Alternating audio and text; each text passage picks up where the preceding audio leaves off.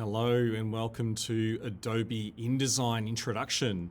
So Adobe InDesign is very similar to Adobe Illustrator. However, there are key distinct differences.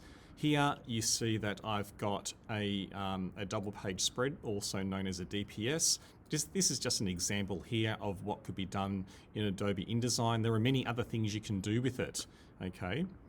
All right, so I'll close this down. In fact, I'll just keep this open just for the time being. Let's go to create a new file. So I'm going to close this down actually. Okay, so this is what you see normally when you first open Adobe InDesign. This may differ depending on what version you have, however, things are the same. I always click on Create New. I never rely on these pre-filled items here at all. Let's click on Create New.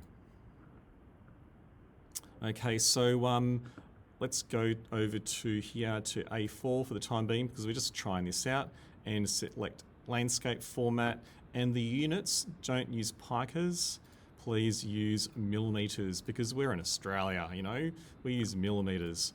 Okay, and you can have facing pages kept on. Don't worry about all these other things. I'm going to explain this later on to you in a series of these videos. You can go over here, you can name this one here Hello World or whatever you want. All right, so let's click on Create. Okay, so here we have our page, and this pink and purple line, this is like the margin of your page. So otherwise known as the print safe area.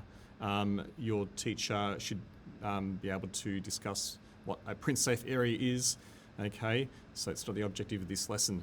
So now, if you were familiar with Adobe Illustrator, you know what some of these things are here. This is the tool palette right here. Over here is where you can modify different shapes and things, change colors, and this here is the context-aware menu. Okay, so let's get into this, right? Some basics of Adobe InDesign. The key differences between Illustrator and Adobe InDesign is that it's multiple pages. So you have multiple pages, you know, thousands of pages you can do, okay, with this application. All right, so let's go through some of these tools. Obviously, this here is the selection tool, just like Adobe Illustrator. This one here is the direct selection tool, just like Adobe Illustrator, it even has the same shortcut.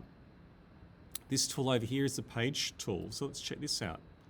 This tool, you can adjust the size of your page, okay?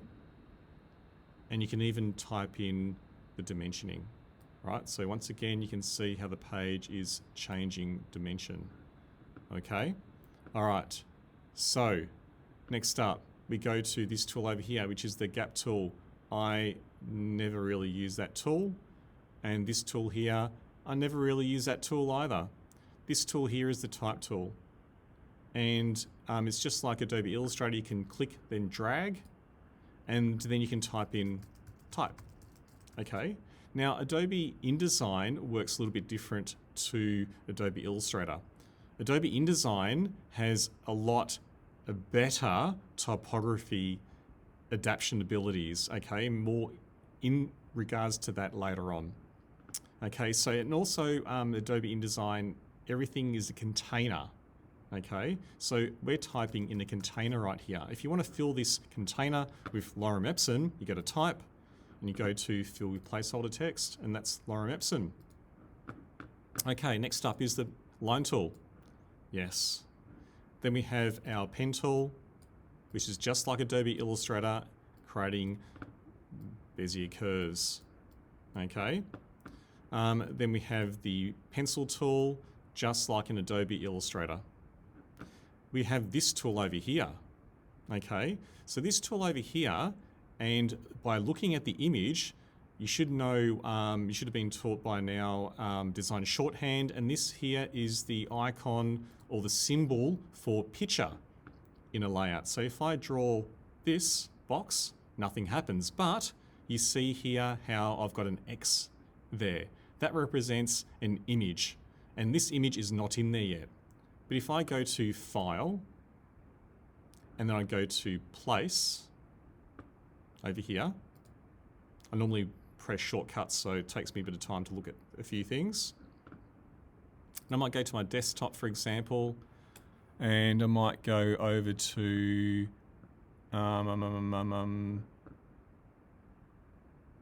what image can I put in?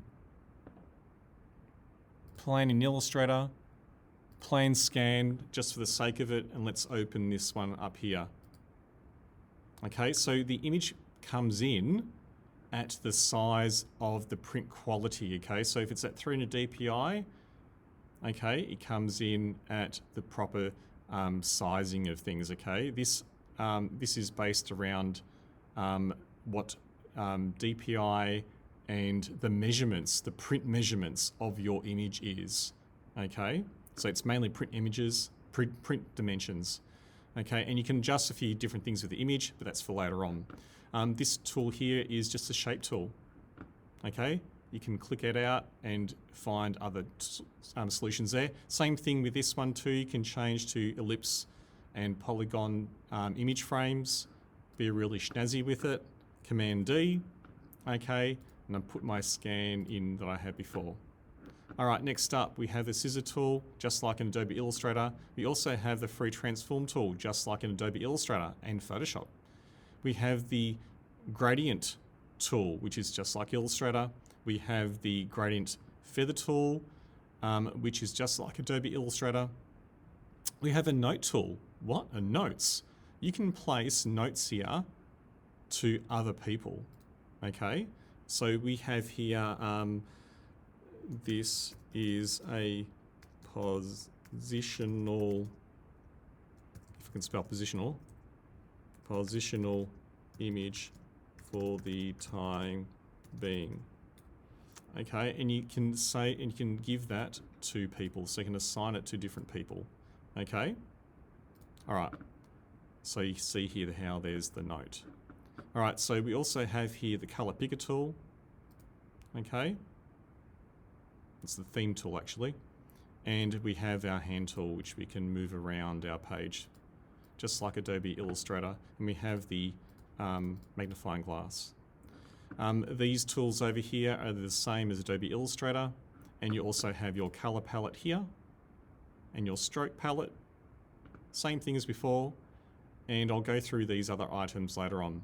We also have layers and we have pages. Okay, so that'll be it for this one. Thank you. Bye.